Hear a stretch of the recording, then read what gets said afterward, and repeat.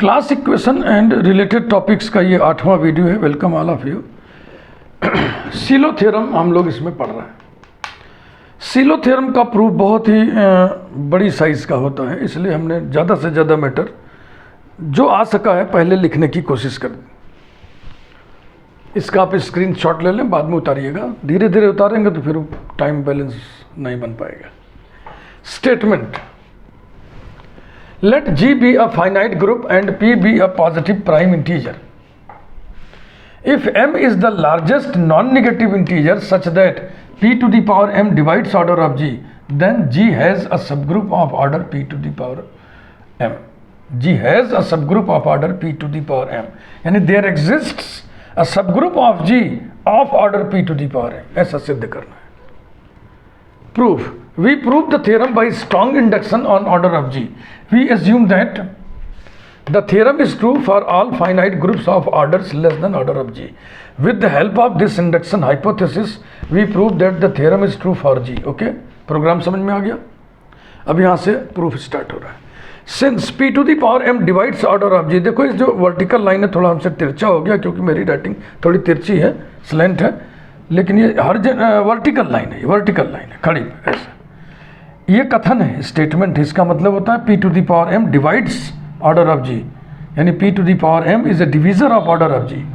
Therefore order of G is equal to P to the power M into n for some positive integer n by definition of divisibility. अब यहाँ positive ही लिखा है क्योंकि order of G की बात है ना, G का ऑर्डर में निगेटिव वगैरह इन्वॉल्व नहीं ना होगा। Since order of G is composite, order of G is composite, किसी नंबर के अगर फैक्टर्स हो जाए तो उसको कंपोजिट नंबर कहते हैं। जो कंपोजिट नहीं है वो प्राइम, जैसे 6 कंपोजिट है 2 into 3, 5 कंपोजिट नहीं है। हाँ, 1 into 5 ना कहिएगा, 1 और संख्या को छोड़ के फैक्टर होने चाहिए। Since order of G is composite therefore G has a proper subgroup से H। ये कैसे कह सकते हैं आप? ये हम कह सकते हैं in the light of Lagrange theorem. By Lagrange theorem order of H divides order of G. It means order of G is equal to K into order of H for some positive integer K. Thus we have order of G upon order of H equal to K where H is a proper subgroup of G. अब order of G upon order of H को हम P से connect कर रहे हैं। एक बार P इसको divide नहीं करता है लेंगे, एक बार P इसको डिवाइड करता है ऐसा लेंगे। तो पहला केस हमने कंसिडर किया when P is not a divisor of order of G upon order of H। Order of G को हम इस तरीके से सेट कर दिए, order of G equal to order of G into order of H upon order of G। ये cancel होकर के उल्टा लिख दिया ना, उल्टा लिखा गया।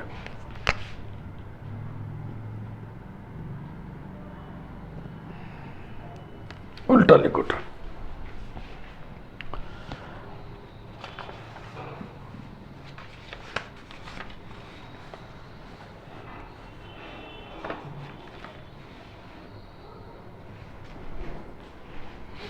यहाँ पे गड़बड़ा गया। Order of H into order of G upon order of H। अब ठीक है, ये कैंसिल होके फिर बराबर हो जाएगा। From this relation it is clear that P to the power M is a factor of, that is a divisor of order of H। क्यों भाई क्यों?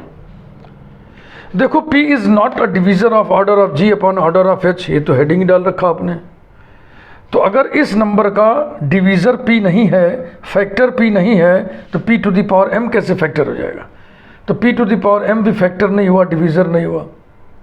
P to the power M यदि इस नंबर का फैक्टर नहीं है तो इसका फैक्टर होगा, क्योंकि ऑर्डर ऑफ G कितने के बराबर है? इसको लिख लो, implies that order of G देखो ये लिखा हुआ है, ऑर्डर ऑफ G ये लिखा हुआ है। P to the power M into N is equal to order of H into order of G upon order of H।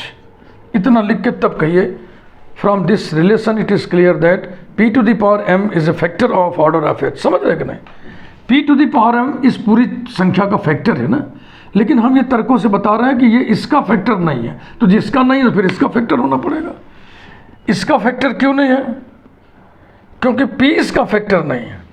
p इसका फैक्टर नहीं है, कैसे मालूम? ये लिखा हुआ है, clear?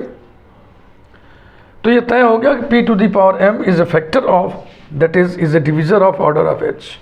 Now we claim that p to the power m plus 1 is not a divisor of order of h. p to the power m order of h का डिविजर है.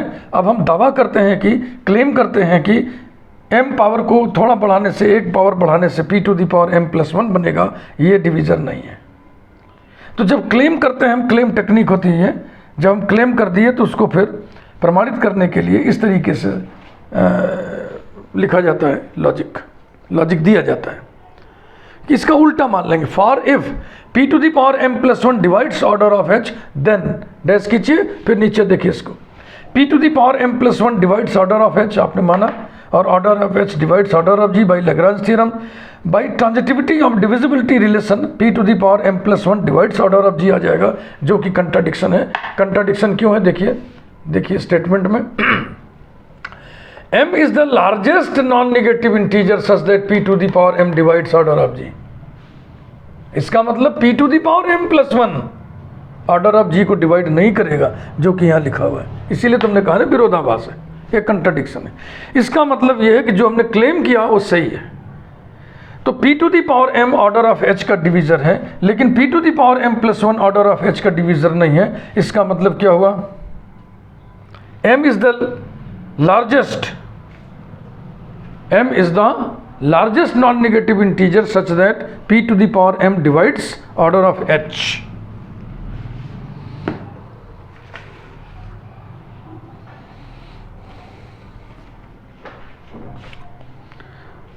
तो h g का प्रॉपर सब group है. g finite है इसलिए h भी finite हुआ. प्रॉपर सब ग्रुप है इसलिए प्रॉपर सबसेट है. तो order of h less than order of g हुआ. तो हमारे पास एक फाइनाइट ग्रुप h ऐसा मिल गया हमें जिसका ऑर्डर g के ऑर्डर से कम है, और जिसके लिए m is the largest non negative integer such that p to the power m divides order of h. तो थ्योरम क्या कहता है? थ्योरम कहता है कि एक सब ग्रुप h एक सब ग्रुप रखता है, h एक सब ग्रुप रखता है जिसका ऑर्डर होगा p to the power m. यही तो इंडक्शन है भाई, इंडक्शन हाइपोथेसिस यही तो कह रहा है कि आपने एज्यूम कर लिया है कि theorem is true for all finite groups of orders less than order of g. तो अब इसके आगे लिखिए, thus h is a finite group of order less than order of g, comma, and m is the largest non-negative integer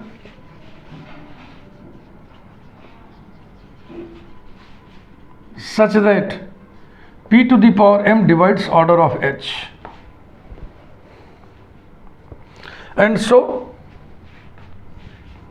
by induction hypothesis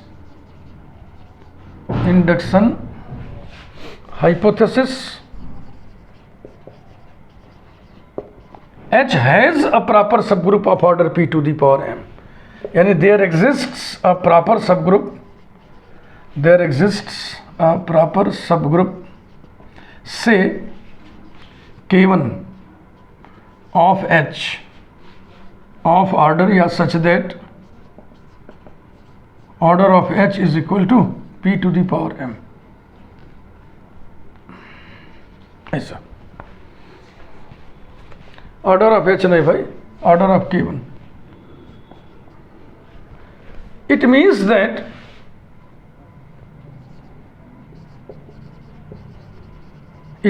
that there exists a proper subgroup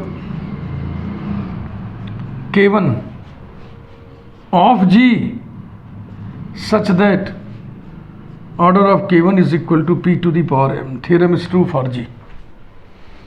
थोड़ा सा हम colour के माध्यम से एक चीज़ यहाँ पे आपको हाईलाइट करके समझाना चाह रहे हैं. हाँ, ये जो प्रॉपर, पहली बात तो प्रॉपर यहाँ भी अंडरलाइन कर दिए, और ये ऑफ H और यहाँ हमने लिखा ऑफ G। अब पढ़िए तो अच्छा लगेगा। K1 प्रॉपर सबग्रुप है H का, तो K1 प्रॉपर सबग्रुप हुआ G का भी ना, क्योंकि H सबग्रुप है G का, तो जो H का सबग्रुप है वो G का भी सबग्रुप होगा। यही प्रूव करना था, एक केस हो गया। अब हम दूसरे केस की बात करेंगे। When P is a divisor of order of G upon order of H। उस वाले हिस्से का प्रूफ कॉम्प्लिकेटेड है, तमाम सारे रिजल्ट्स उसमें भिड़ेंगे, भारी भी है। आइए देखा धीरे धीरे।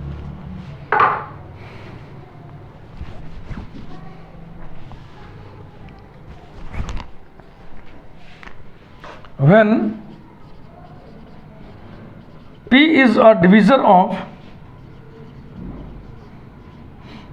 order of G upon order of H, इसमें हम शुरुआत करते हैं क्लास इक्वेशन लिख करके।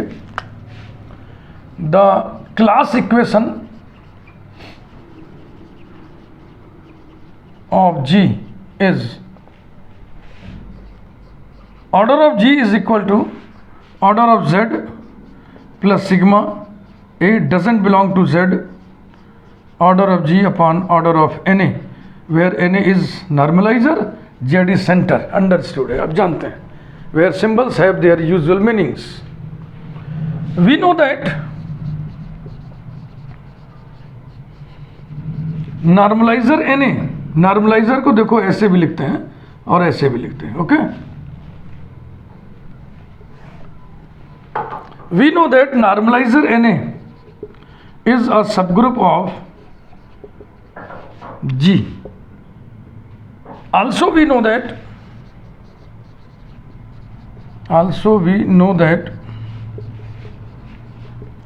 A belongs to center Z implies that and implied by Na equal to G। यानी कि अगर A सेंटर का एलिमेंट नहीं है तो Na G के बराबर नहीं होगा। Therefore, A does not belong to Z implies that Na not equal to G, and so Na is a proper subgroup. Na is a proper subgroup of G in such case, in the case when A doesn't belong to Z.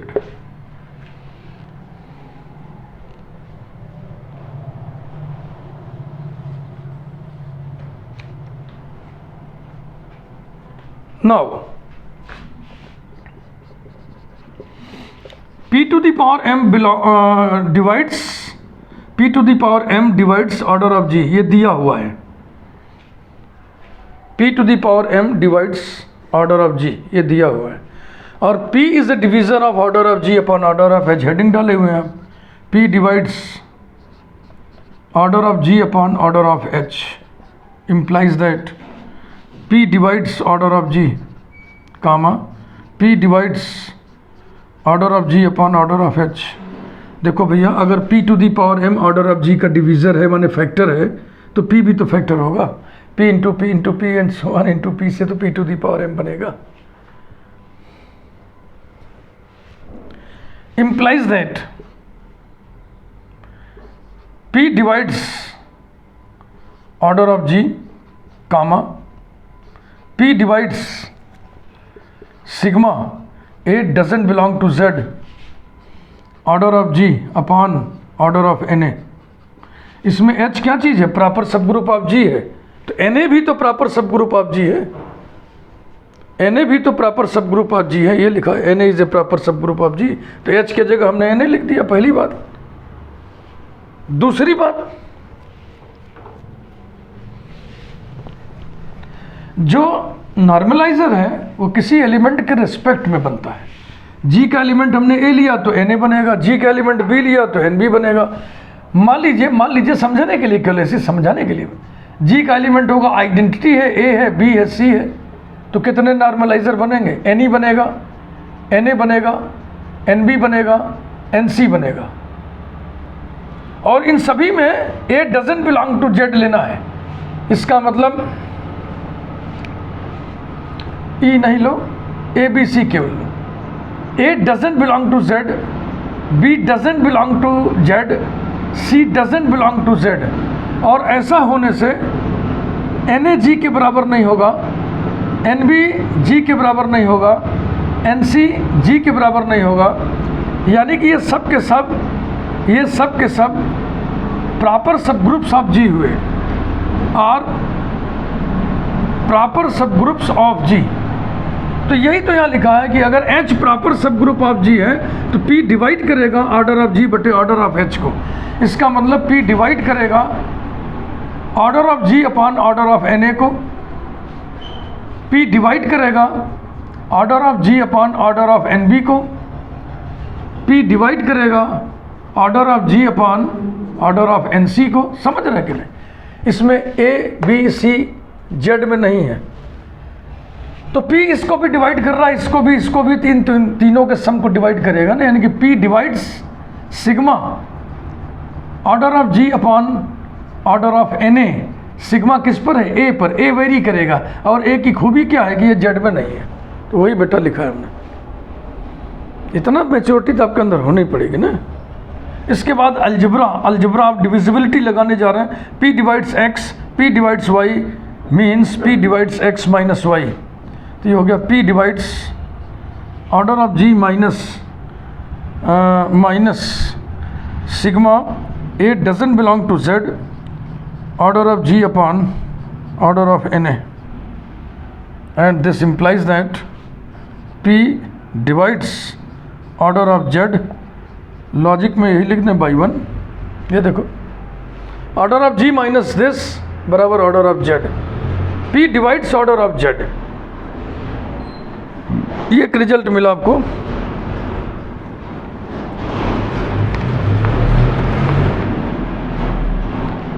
ये result हमारी आंखों से ओझल न होने पाए, इसलिए इस पर हम जो है हाइलाइटर लगा दे रहे हैं।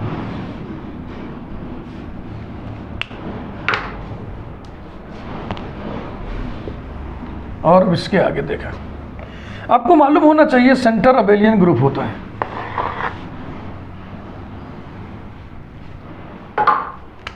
Now being centre of G comma Z is abelian. एक रिजल्ट ये हुआ। दूसरा result P divides order of Z, ये हुआ। तो आप Cauchy theorem for abelian group याद कर लें। And so bye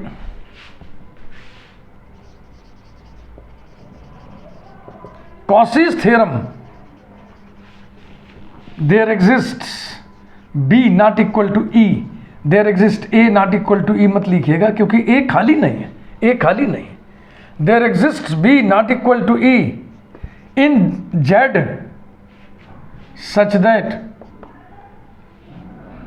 B to the power P is equal to E,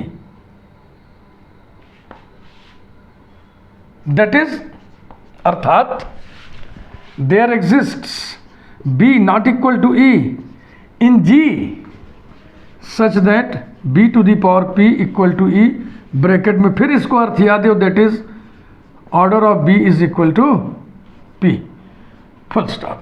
फिर वही कलर लगा करके एक चीज हाईलाइट करना चाहेंगे हम।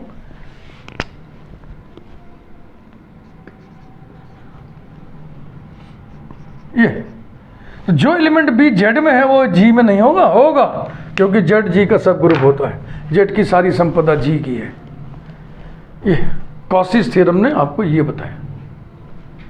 किसी भी एलिमेंट पर, ग्रुप के किसी भी एलिमेंट पर प्राइम नंबर का पावर लगाने से अगर आइडेंटिटी आवे तो समझो कि यही P उसका ऑर्डर होता है। ये इसीलिए हमने ऑर्डर भी लिख दिया। किसी बुक में इतना लिखा रहता है, किसी में इतना लिखा रहता है, दोनों का अर्थ एक ही है प्राइम के केस में।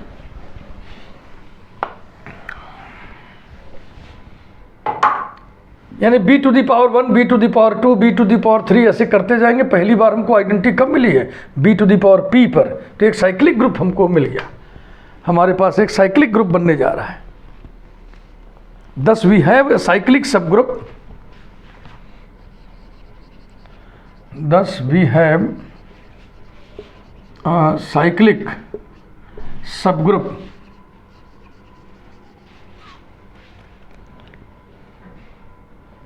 K1 इस्तेमाल किए थे, इसको K2 लिख दे रहे।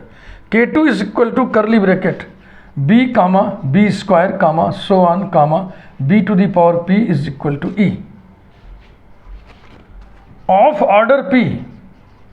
इस ग्रुप का ऑर्डर कितना होगा? P होगा, जो जनरेटर का ऑर्डर है। साइक्लिक ग्रुप का ऑर्डर जनरेटर के ऑर्डर के बराबर होता है। This subgroup is normal in G। अब एक गुण इसके अंदर और हम देखो खंगालने जा रहे हैं। This cyclic subgroup is normal in G because for every x belonging to G और स्मॉल k ले ले रहे हैं। देखो स्मॉल k एक बार और लिए तो उससे कंफ्यूज ना करना। यहाँ पे हम लिख दे रहे हैं k belonging to K2 semicolon. x के x inverse belongs to K2। अगर हम ये दिखा ले गए तो K2 नॉर्मल हो गया, नॉर्मल सी स्टेब्लिश कर जाएगी। तो आइए इसको देखें। Equals to x, k element किसका है? K2 का। K2 के सारे एलिमेंट B के द्वारा जनरेटेड है ना। तो जनरल एलिमेंट ऐसे आर्बिट्रेरी एलिमेंट लिया तो किस टाइप का होगा? B to the power some integer, तो B to the power n लिख दे रहे हैं। x inverse for some positive integer n, positive integer n। और देखो भैया ये बराबर होता है x b x inverse whole to the power n। ये आपको मालूम होना चाहिए। ये छोटी सी बात अलग से समझ लें आप। x b x inverse whole square बराबर x b x inverse a square माने ए। अब एक्स इनवर्स एक्स ई हो जाएगा, तो कुल मिला के हो गया x b b x inverse, और ये कुछ और नहीं x b square x inverse है। तो गौर से देखें, ये जो पावर है वो किस पर उतर गया? बी पर। ये देखो ऐसे एक पावर और चलो बढ़ा के समझा दें। X b x inverse whole cube by definition ये बराबर होगा x b x inverse whole square x b x inverse whole square का मान अभी अभी हम निकाले x b square x inverse, और बगल में एक्स बी एक्स इनवर्स लिख दिए। फिर ये आइडेंटिटी हो गया, एब्जॉर्ब हो गया, equal to x b square b x inverse, और ये बराबर हो गया x b cube x inverse. तो ये जो पावर किस पे उतर गया? ये पावर देखो बी पे उतर गया। तो वही तो किया गया ना यहाँ पे। ये पावर किस पे उतरेगा? ये एफ बी पे। ये आपको मालूम होना चाहिए, आप इससे आप मिल चुके हैं। जब आप ग्रुप थियरी में शुरू में बीएससी फर्स्ट ईयर में ही ऑर्डर्स के बारे में पढ़िएगा तो वहीं पर है। और देखो इस एक्स बी को हम बी एक्स लिखने जा रहे हैं, b x x inverse whole to the power n, और लॉजिक लिखने जा रहे हैं सिंस बी बिलोंग्स टू, ये बी एलिमेंट किसका है? ये देखो जेड में, B belongs to Z implies that Bx equal to XB for all x belonging to G। Centre की परिभाषा यही तो है। सेंटर Z का हर एलिमेंट G के हर एलिमेंट के साथ कम्यूट करता है। अब x x इनवर्स हो गया, आइडेंटिटी एब्जॉर्ब हो गया, तो कुल मिला के आ गया ये B to the power n।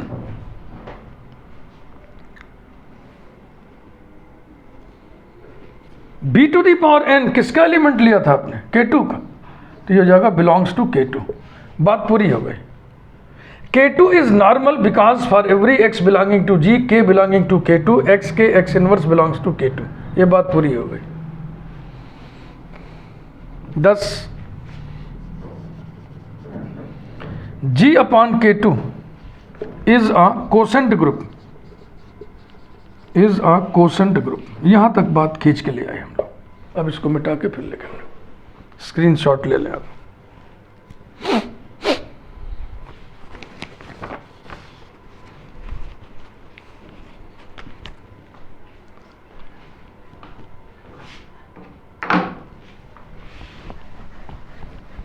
भारी है, अब उसको हम छोटा तो कर नहीं सकते।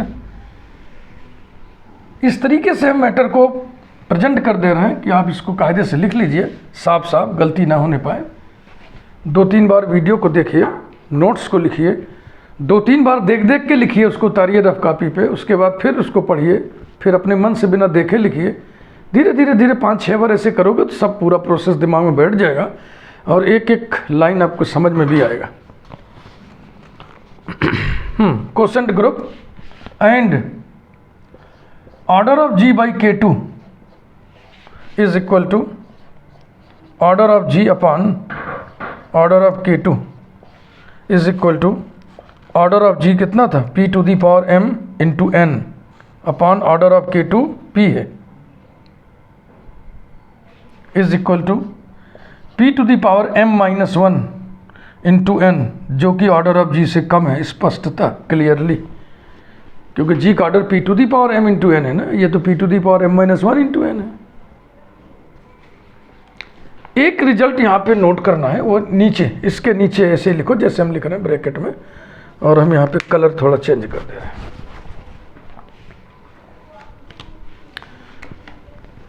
Note that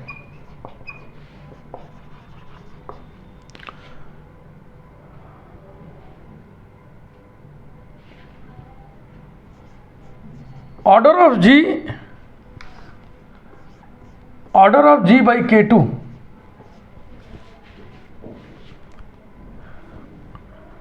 is equal to,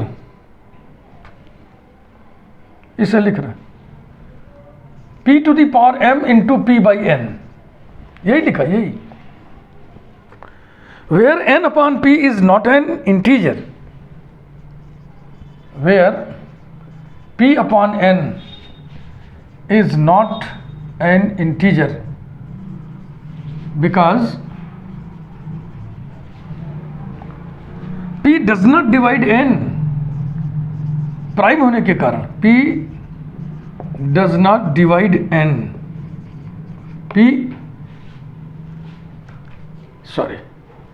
because n does not divide P, because ये गलत लिख ही दिया हमने ना, n upon P है, तेरी की n upon P है, अब ठीक हुआ।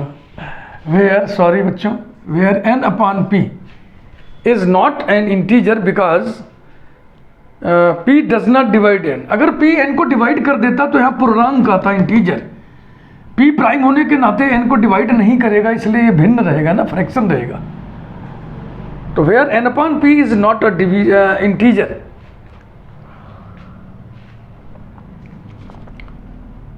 and so, या सीधा सीधा ही बगल में लिख दो, implies that P to the power m is not a divisor, of order of G by K2, यही कहना था कि P to the power m इसका डिवीजर नहीं है। P to the power m इसका डिवीजर होता तो ये बराबर P to the power m into integer होता, चूंकि ये इंटीजर नहीं है इसलिए P to the power m order of G by K2 का डिवीजर नहीं है। Now P to the power m minus 1 is a divisor of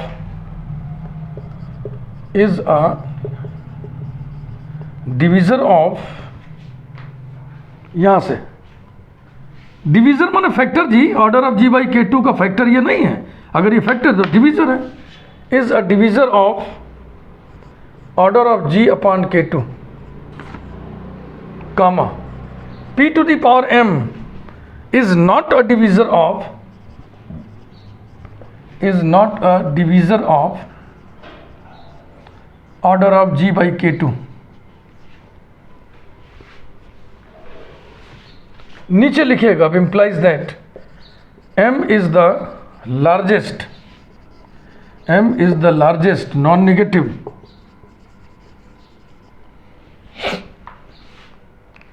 ये कलर बदले थे ना, फिर भूल गए देखो, और हम फिर से लिखेंगे, लेकिन ये छेड़छाड़ ठीक नहीं।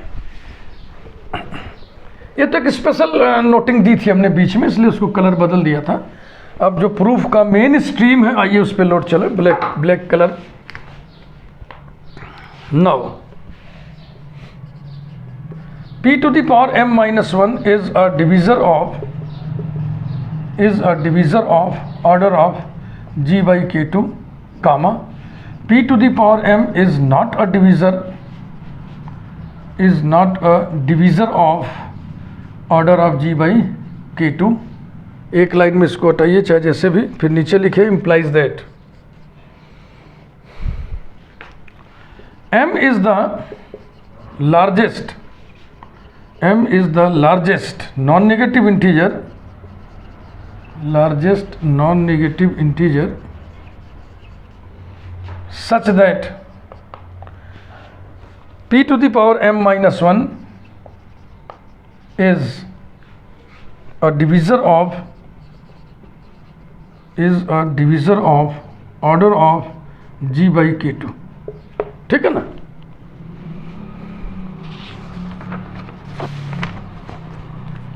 By induction hypothesis, thus there exists a proper subgroup say m of g by k2 of order p to the power m minus 1. We can easily show that, देखो कुछ रिजल्ट हम डायरेक्ट लिख रहे हैं, उसको हम शो करेंगे यहीं पे, तो बहुत ज़्यादा लंबा हो जाएगा. जिसको हम लिख रहे हैं वी कैन शो दैट, हम दिखा सकते हैं कि वो समझ लीजिए बहुत इजी होगा, आप कर लेंगे, इसीलिए डायरेक्ट लिखा भी जा रहा है. We can easily show that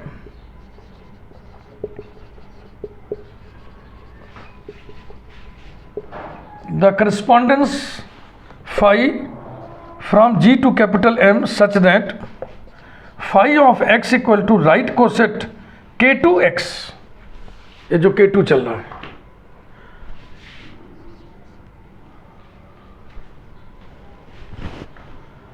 for all x belonging to G is a homomorphism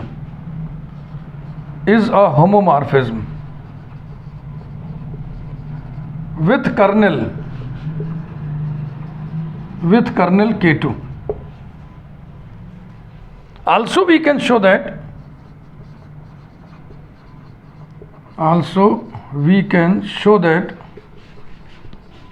n is equal to curly bracket x belonging to G such that phi of x belongs to capital M is a subgroup of G. ये दो result बहुत आसान है, बहुत ही आसानी से आप इसको प्रूव कर सकते हैं. Let small k be any element of k2, then small k belongs to kernel of phi. कारण चाहो तो लिख दो, since kernel of phi is equal to k2, ये आपने लिखा है अभी ऊपर, with kernel k2. phi is a homomorphism with kernel k2. k kernel of phi में है, इसका मतलब ये हो गया कि इसका जो phi इमेज है वो आइडेंटिटी होगा. किसकी आइडेंटिटी? कोडोमेन की. कोडोमेन कौन है phi का? m.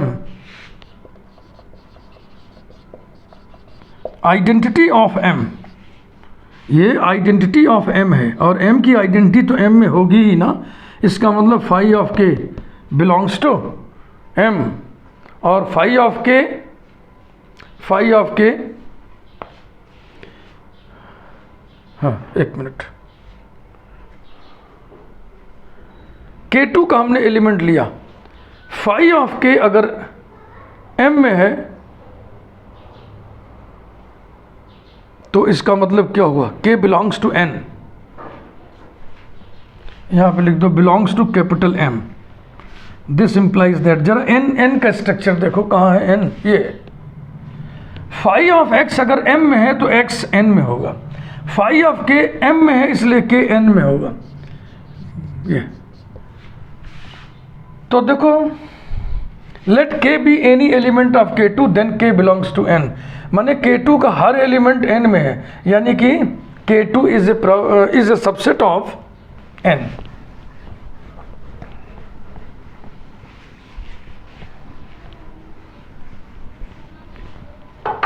अब इसके बाद जगह एक लाइन और चाहिए था, यहां लिख दे रहे हैं therefore K2 is subset of n। ये रहा। Now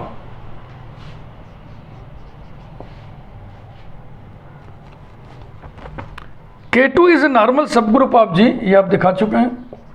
K2 is a normal subgroup of G, comma N is a subgroup of G. N is a subgroup of G such that K2 is subset of N. Thus, K2 is a normal subgroup of N. K2 is a normal सब group of n। ऐसा लिख करके आप थोड़ी दूर पे लिख दीजिएगा रिजल्ट, फेयर कॉपी पे, एग्जाम की कॉपी पे। ये रिजल्ट है, लेकिन ये रिजल्ट आपको कहाँ मिलेगा? नॉर्मल सब ग्रुप के प्लेलिस्ट में आपको रिजल्ट मिलेगा। इसके लिए यहाँ पे आपकी सुविधा के लिए मैं लिख दे रहा हूँ सी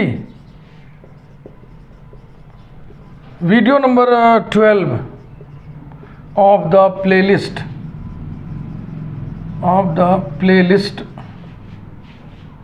normal subgroups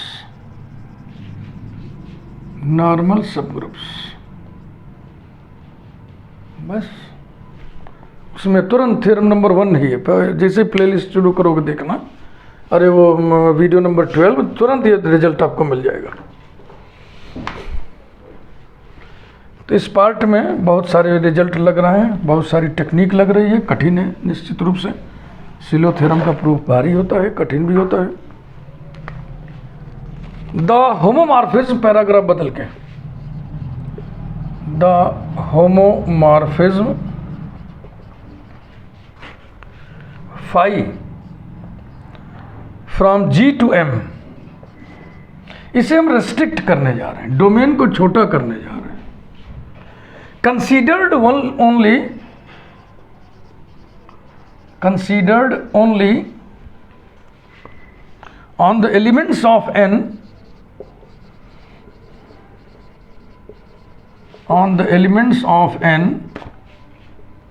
comma, induces an onto homomorphism। जो होमोमॉर्फिज्म था अभी तक, जिसकी गारंटी नहीं थी कि onto है कि नहीं है, लेकिन अगर G को हम रिस्ट्रिक्ट कर देंगे n तक तो ये onto हो जाएगा। onto homomorphism,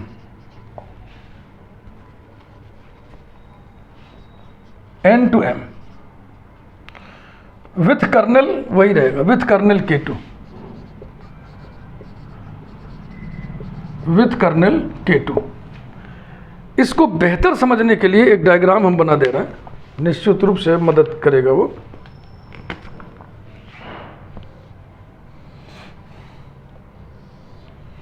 ये है G2 और ये है M।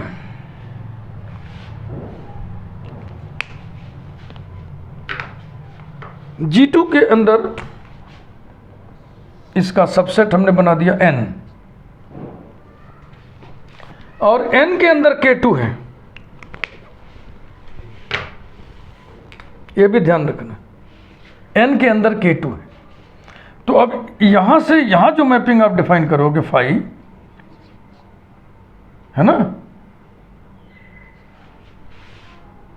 अब इसके अंदर हम K2 नहीं बना रहे हैं ना, क्योंकि फिर ये लकीर कहाँ खींचेंगे, इसी के अंदर K2 भी है, ये भी ध्यान रखना है। तो जो एलिमेंट इसका भी जाएगा उधर, इसका भी जाएगा उधर,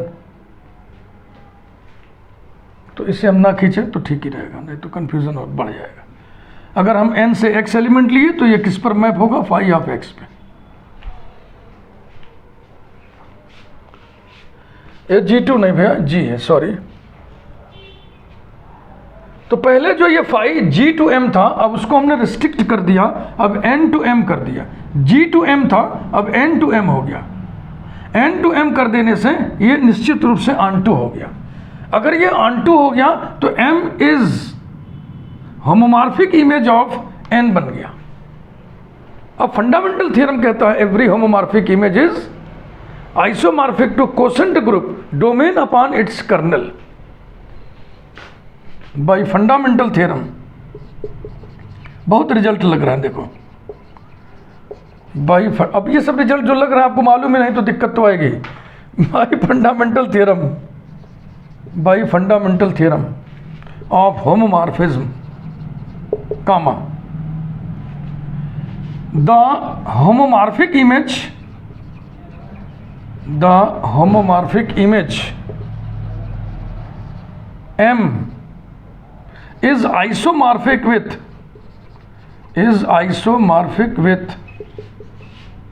the quotient group ये quotient group कैसे बनता है? Domain upon kernel. तो डोमेन कौन है? n और कर्नल कौन है? K2। दैट इज, इसको सिंबॉलिकली लिख लो m isomorphic n upon K2। ये रहा।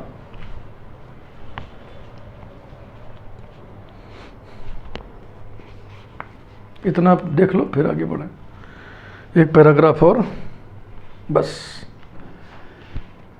बाबा रे 41 मिनट हो गया। 35 का अंदाजा था लेकिन ये 45 मिनट का पूरा वीडियो बन जाएगा। ठीक है, क्या करिएगा, बड़ा है तो उसको हम छोटा जबरदस्ती कैसे कर रहे।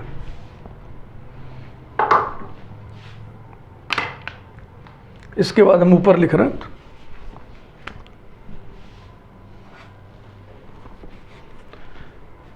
Now M is isomorphic to n by K2 implies that 1 1 on 2 mapping है। इसका ऑर्डर बराबर होगा। Order of M is equal to order of n upon K2 is equal to order of n upon order of K2। Order of n बराबर क्या होगा? implies that order of n बराबर हो जाएगा order of m into order of K2।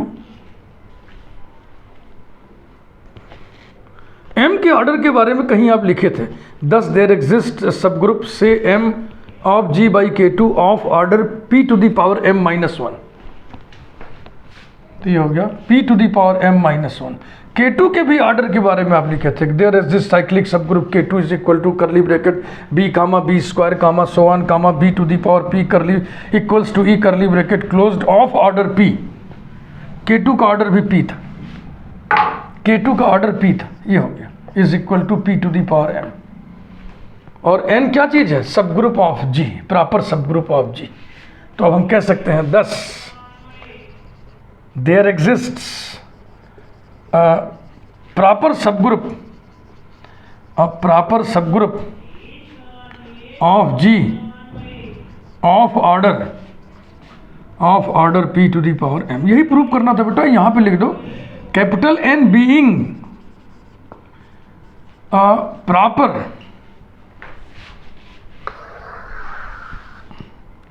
proper subgroup of G। अब last में लिखिए hence G has a proper subgroup of order p to the power m। It completes the proof। ये playlist यहीं पे पूरा समझिए। अगर कुछ छूटा होगा, कोई स्पेशल व्यूअर की डिमांड होगी तो इसमें हम एडिशनल वीडियो लगा देंगे। अदरवाइज ये प्लेलिस्ट पूरा हो गया। नॉर्मल सीरीज का भी प्लेलिस्ट आपको उपलब्ध अवेलेबल मिलेगा हमारे इस चैनल पे। Once again thank you.